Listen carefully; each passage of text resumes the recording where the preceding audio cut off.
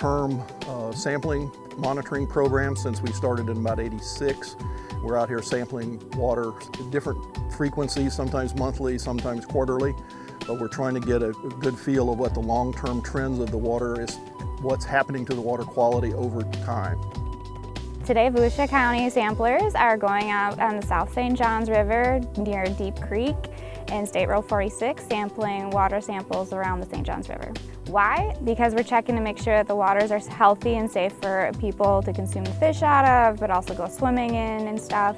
And also, just if there is any issues, we can alert the local people so that they are aware. We collect the bottles of water by hand, and then we take a sample bottle and filter for 2 of the bottles, add acid to it so we can sample for certain metals.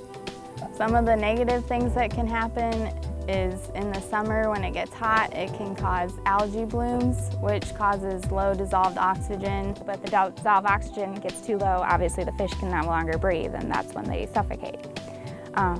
And then obviously if the fish are dying, then the gators don't have the food, the birds don't have their food either, and stuff, so we're all concerned about that. But overall, the water quality is probably going down in some of the more developed areas, but it's remaining fairly normal in areas similar to this, or maybe even slightly improving in areas like this, because agriculture has kind of dropped off in Volusia County a little bit. Most of the agricultural runoff would have ended up in this particular creek, so the water quality is probably improving here.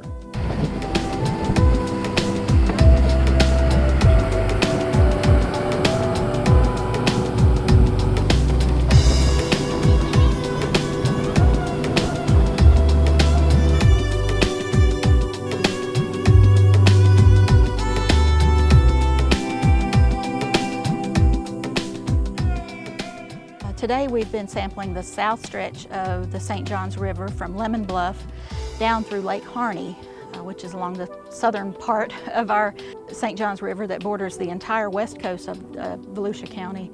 This thing she has right now, it's a visibility indicator, how clear the water is. So she's looking at when that white and black disc disappears from her view, and she'll pull up the measuring tape and take notice of where the disc is disappearing from her view, and she'll record where that is to the top of the water.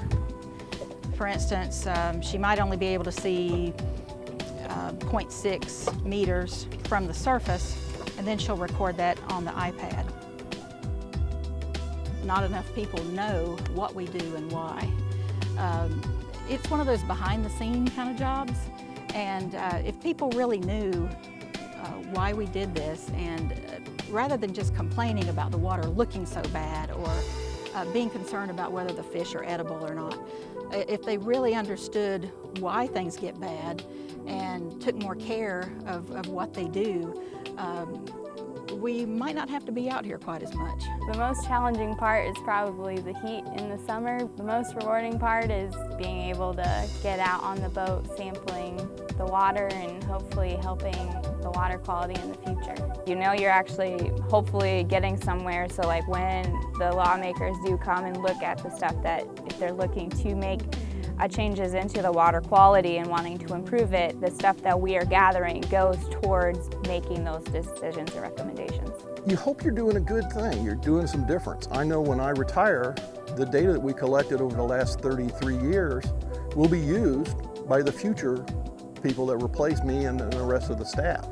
So that data is going to be archived and be useful to be able to say, yes, we have done something to the good for the water quality of Volusia County.